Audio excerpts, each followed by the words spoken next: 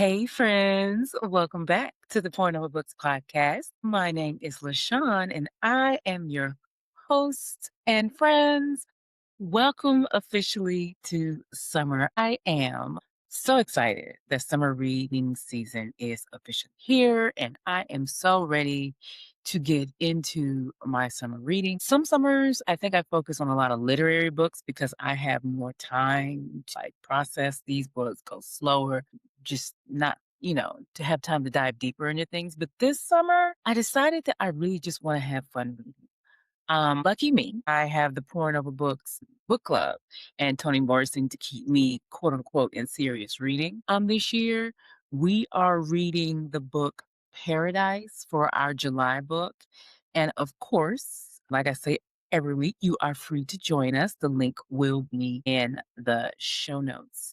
But other than that, and maybe one or two books, I think that my summer TBR is going to be a combo of a few new releases and mostly older books that I've been hoarding all year or putting on the back burner for just when I have time. Since my TBR has been working, since having a TBR has been working for me for the last couple of months, I'm going to continue with that for the summer to actually have an actual list. There are a couple of books that I'm moving forward from last month, I think, to be on my TBR for July that I didn't read this month. But to be clear, my summer reading list lasts until the end of August. So I've got 2 months to get through this list, not just, July. I've got July and August, and depending on how I feel, summer, September. Maybe I might actually go until the first day of fall. We'll see.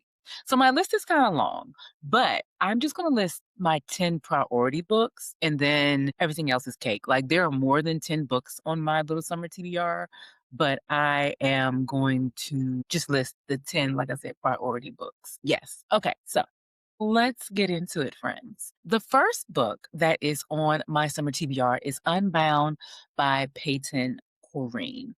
I love a good romance during the summer. I mean, who doesn't? But first on my list is Unbound. It is a second chance romance about Paloma and Bennett, two former first loves whose relationship ended years ago without Bennett ever knowing why. Paloma hides her pain behind a tough exterior while Bennett relies on routines to manage his anxiety and OCD. Even after their breakup, they've never fully let go of each other. Told through past and present timelines, the story explores love, heartbreak, trauma, healing, and what happens when the person who knows you best gets a chance to know the truth. I've heard that it's emotional, angsty, and full of longing from beginning to end. My favorite kind of romance. This is actually, I think, the third book in the actual series. And like I sometimes do, I am skipping the first two because I really had no interest in them. And I just want to read this one. I just want to read that one. So that's what I'm going to do. The next book on my TBR is The Odyssey by Homer. This is what I meant when I said that there were a couple of books on my timeline that I were on my TBR that I was going to keep that were not fluff or not romance or not easy reads. Yes, The Odyssey, that Odyssey by Homer. The movie is coming out this summer, and I love an epic movie, but I've been meaning to read this entire book all my life. So here I am. In case you didn't know, The Odyssey is an epic poem by Homer that follows the hero Odysseus on his long journey home after the Trojan War, facing monsters, gods, temptations, and lots of dangerous adventures. Odysseus struggles to return to his wife, Penelope, and reclaim his kingdom. Along the way, the poem explores themes of courage, loyalty, perseverance, and the meaning of home. It is a classic. It's a classic for a reason, and usually everyone has to read at least part of it in some high school English class, and I was no exception, but I've never read the whole thing, so it's on my TBR for this summer. The next book, number 3, is The Huntsman by Simone. Nama Simone. I didn't like the publisher description of this book, so let me go ahead and summarize it my way. It's a dark mafia romance, but make it a fairy tale retelling, maybe, kind of, sort of. You know the story of the huntsman in Snow White, or you remember the movie? Well, think that, but makes them black and a mafia family instead of set back in the day. Okay?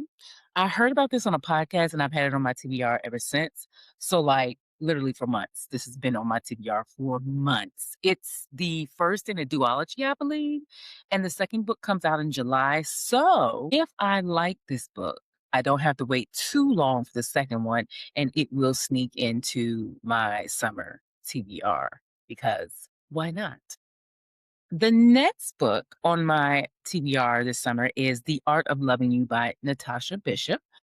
When influencer Danny Jenkins loses her beloved mentor Tanya, she's shocked to discover one final request waiting for her: complete a scavenger hunt road trip with Michael Wright, the man who once broke her heart. As the two travel together, old wounds resurface, but so do the feelings they never truly left behind. Of course. Guided by Tanya's final gift, Danny and Micah must confront their past, heal their heartbreak, and decide if love deserves a second chance. This is an emotional second chance romance, which seems to be a little theme here, huh? And I cannot wait to get into it. I have had this one since April also. I got this one when I was in DC around my birthday. It was like one of my birthday gifts to myself. So it is time to finally read it. The next book is a fluffy romance though from one of my summer faves, Megan Quinn. It's called Just for the Cameras. Graydon St. John is a brooding NFL defensive end who avoids the spotlight at all costs until a leaked PR scandal lands him at San Francisco Zoo face to face with a zookeeper who clearly can't stand him. Mabel Baker, isn't that a cute name? Adores her flamingos and wants nothing to do with this grumpy, ego driven athlete now invading her sanctuary. But paired up for a publicity campaign, their on camera fake, quote unquote, flirting starts to feel real. As family secrets and viral fame complicates everything, Graydon has to decide whether to fight for Maple or walk away to protect her. Don't you just love that? I love a good Megan Quinn book, especially in the summer. They are usually fast paced, sexy, and fun, and just what I want out of my summer romance. So, really looking forward to spending some time in my hammock reading that one with no cares in the world. The next book on my list is Dominion by Jean Kwok. This is back to romanticy here. 3 years after destruction of her homeland, Ruby Morningtail is a refugee hiding both her past and her rare singing magic. When an encounter with a legendary battle tiger puts her in the path of powerful warrior Blake Axfire, she's forced into a deadly trial where few survive. Against all odds, Ruby earns a place on an elite team tasked with saving their world from demons, rebellion, and war. As secrets about her magic begin to surface, she must decide whether Blake is her greatest ally or is he her biggest threat. This book is it was on my summer reading guide list as a wild card. I heard about it randomly in like two places and read the description and was like, "Oh, this one is being described as Fourth Wing meets Chinese mythology meets Hunger Games." And I'm intrigued because I like all of those things. So I really love when I get a good romantasy that incorporates Chinese mythology because it's so different. A lot of people don't do it. And so when it's done and it's done well, it's usually chef's kiss. So I really cannot wait to get a hold of that one. The next book on my summer TBR is The One Day You Were My Husband by Rosie Walsh. I love a good thriller, and this one has been on my Kindle TBR since it came out.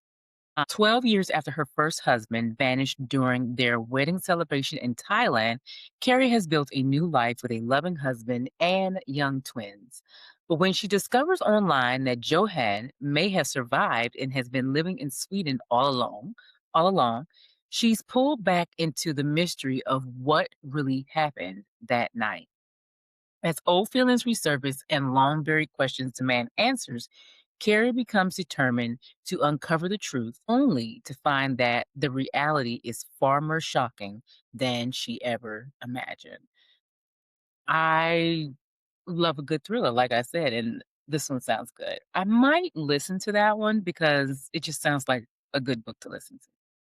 The next book on my list is my second entry into literary fiction on my TBR this summer, and it was also on my summer reading guide. That is The Burning Side by Sarah DeMoss.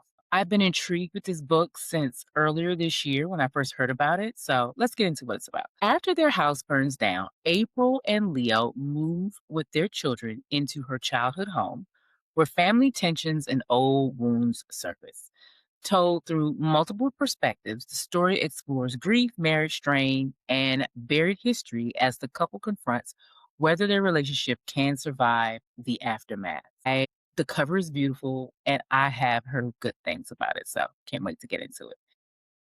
The next book is Games: A Love Story by Anna Maria Volkova.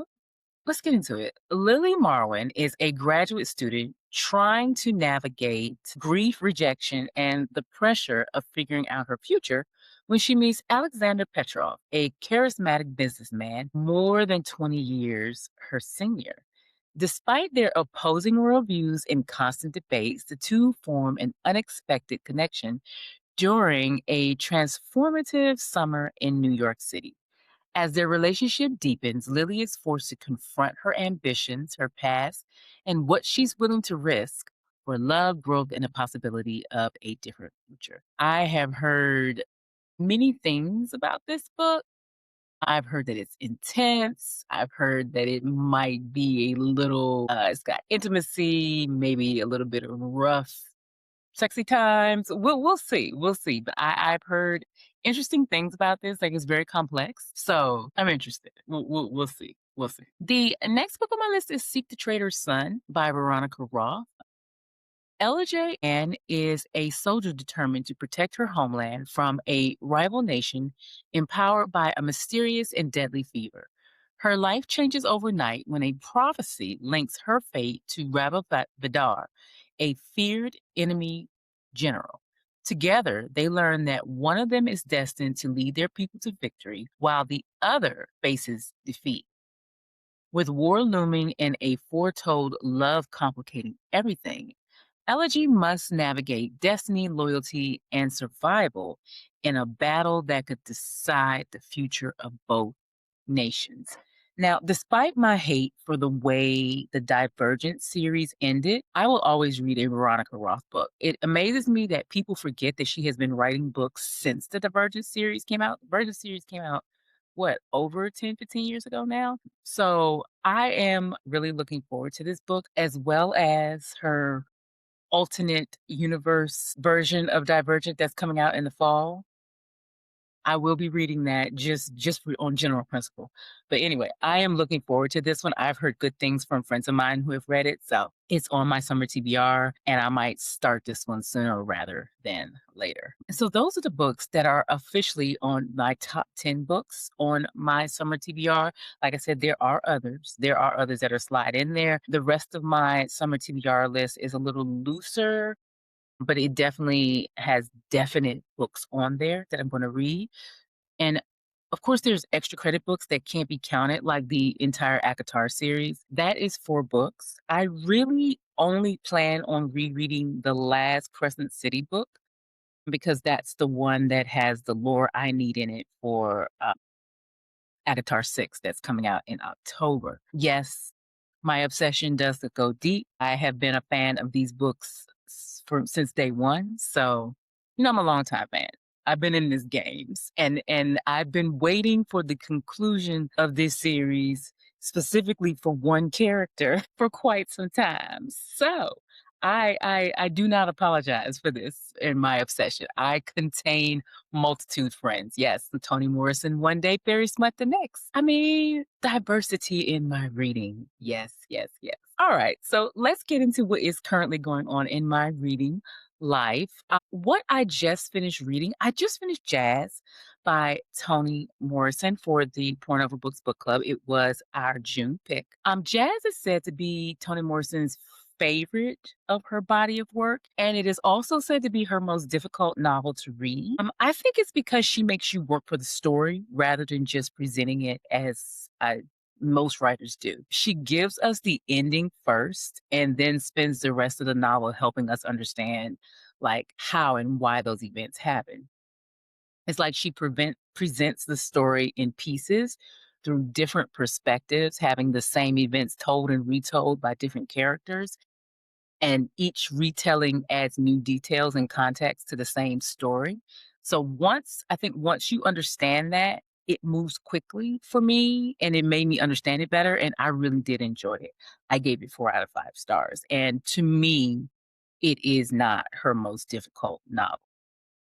I have another one in mind for that. Currently reading.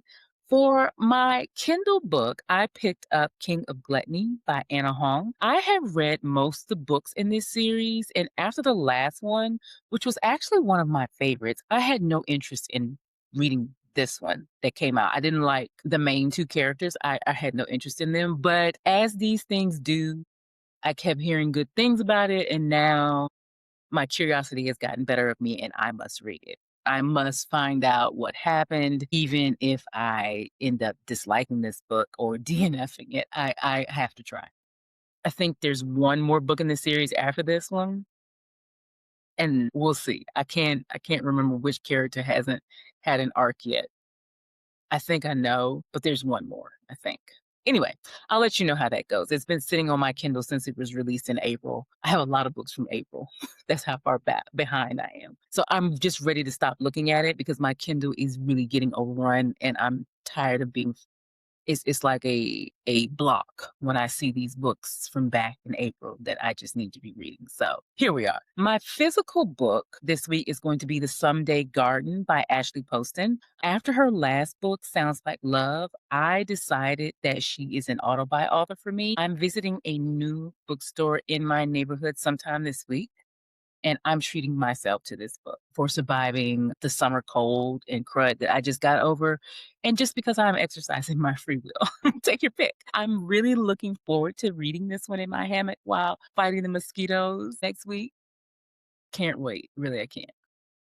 I am still listening to Trope Sick. I'm going slow and only listening to a few chapters a day while I'm walking. I am currently at 45%. No, actually, as of this morning, I think I'm at 53. So I'm moving along. I am at the halfway point where I need our two main characters. I'm going to go ahead and admit I need our two main characters to smooch by now. We've gotten to a point in the romance novel where they even got a shit to get off the pot, and it's time for them to shit. They've been circling the drain, but they ain't got to it. I guess I will have a review the next time we speak, but I do love it because it is well done. It really is well done, and I'm surprised by how well done it is because I wasn't sure of the premise because it's like two writers are writing a love story and it is full of tropes and they have to write around the tropes. It's almost like a commentary on the romance genre at this time, but it is done so well. It's like you get the writing side of it and then you get the romance and then it's kind of meta because they're mirroring the relationship in the book is mirroring the relationship in the real life. It's very well done and it's very good. It sounds convoluted, but it makes so much sense and it is so good. And there's also like a sort of kind of mystery where I'm trying to figure out what happened in the past to make these two characters the way they are now because it is sort of like a second chance romance also. It's complicated but it's so good and I'm so proud of myself for not buying a physical copy of this book so I can rush through it. I am really enjoying meandering through this story when I go walking or when I am cooking breakfast in the morning. It's a great way to start my day. Okay, friends, that is all I have for you today. As I talked about last week, this is my last episode before I take a small summer break to actually have some time to read and relax. And because I have a book side quest of posting book related content on my YouTube channel. So you can follow me over there, same name, LaShawn Wilkes, to see my reading adventures over there. I want to flex a creative muscle on another platform this summer, and this summer feels like the best time to try. So this podcast will be back in August after school is started for my rising senior with tales of all of the books that I've read this summer. I'm curious as to how much of this TBR I will actually get through and what reading side quest I end up on because I will end up on some. So, as always, if you enjoyed listening, I'd love it if you would follow me on Apple Podcasts or your favorite podcast platform. And if you have a minute, please think about leaving a review on Apple Podcasts or sharing the podcast on social media. It helps us to grow and find other bookish friends. If you'd like to connect with me, you can email me at pouringoverbookspod@gmail or my personal IG and TikTok at LaShawn Wilts and YouTube at LaShawn Wilts also. Thanks again for listening, friends. I will talk to you in the fall. All right. Bye bye.